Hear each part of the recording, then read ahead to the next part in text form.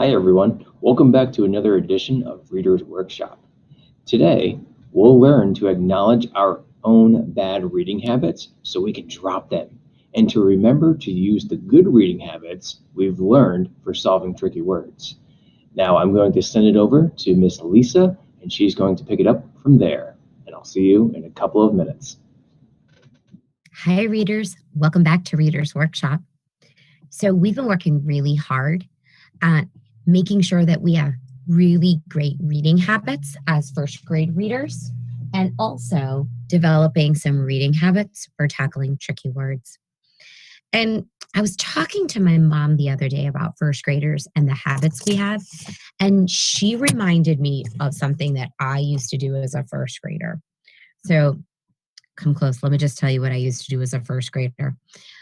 When I would bring my lunch to the cafeteria in a brown bag, if I didn't like what my mom packed me, I would just shove it all back inside of the brown bag and shove it inside of my backpack.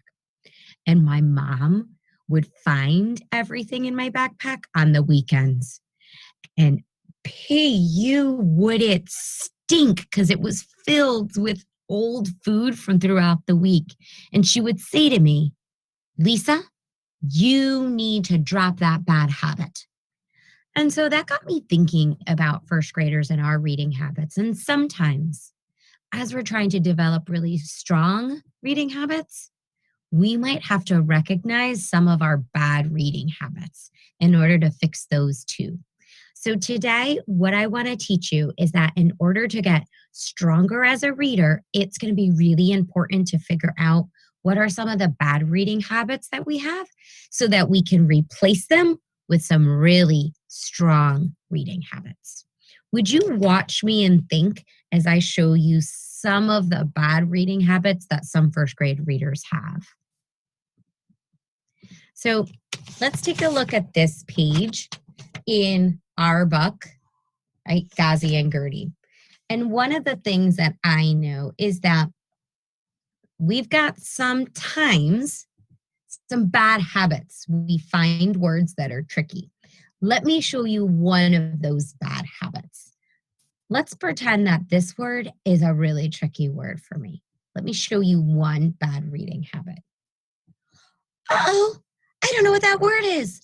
Oh my gosh, I'm all done reading. Readers, that's called the freeze. When we come to a tricky word we don't know, one of the bad habits is we freeze and don't know what to do. Let me show you another bad reading habit that some first graders have. Oh, I don't know what that word is. Miss Lisa, what's that word? Mom, what's that word? Dad, what's that word? Readers, that's called the tell me reading habit. And that's a pretty bad habit to have. Now, another reading habit that some first grade readers have sounds like this. Oh, I don't know what this word is. Blah, blah, blah. Me, cried Ghazi. Readers, that's called the mumbler. And the mumbler mumbles through the words instead of trying to figure them out. And the last bad reading habit is called the blooper. And let me show you what the blooper sounds like. Floppity me, cried Ghazi. Ghazi marched to the barn. A blooper says any old thing that doesn't match what's happening in the book and it doesn't match the letters in the word. So, readers, we know that these are some bad habits that we sometimes pick up as first grade readers. But fear not, because we can also pick up some good habits. So we can drop these bad habits and replace them. Watch one way that I can replace a bad habit. Oh, this word is tricky, but I'm going to try something. I'm going to try to look across the parts of the word. I'll, oh, I'll, oh. Let me crash those parts together. Follow, follow. Let me read the sentence and think, does that make sense? Follow me, cried Ghazi. That does make sense with what's happening.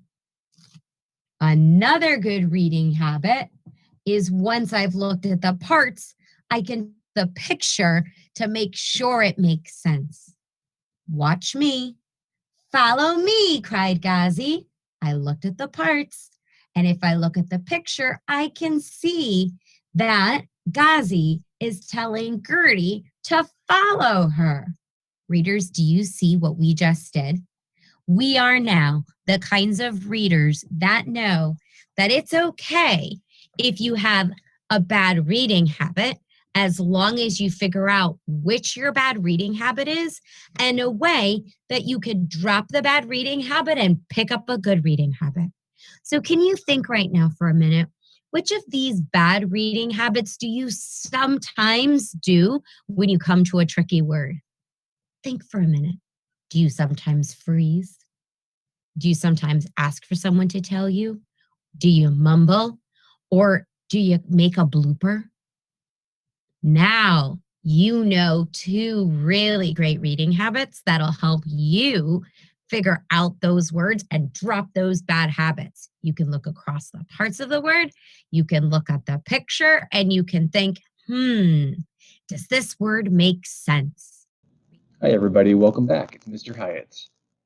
So today for Reader's Workshop, I want you to really focus on picking up a good habit, and I want you to really focus on checking the picture as you are reading today. Now, just to go over that strategy one more time quickly, let's practice this together. So first, watch how I take a sneak peek at the picture before I zoom into the words. Well, I see Ghazi and Gertie here, and I see lots of flowers. What else do you see? See a rock, maybe bushes or grass of some kind. Are you noticing some details in the picture too? So my friends, each time you turn the page, it helps to take a sneak peek at the picture first. Okay, now let's read. They play hide and seek in the... Oh no, I'm stuck. Maybe our sneak peek can help us. So let's think back to the picture and what's happening on this page. What would make sense here? I can see in the picture that Ghazi and Gertie are in flowers, but I know that if I look at the word, it starts with a D, and flowers starts with an F, so it can't be flowers. So what would make sense? So what are some flowers that start with the letter D? Dandelions? Yeah, but they're yellow, so they can't be dandelions. What about daffodils? Yeah, maybe it could be. Let's read it and see if it makes sense. They play hide and seek in the daffodils. All right, so let's keep going. They play hide and seek in the... Oh, man, so it can't be daffodils because the third letter in daffodils is F, and it's not I. So what could it be?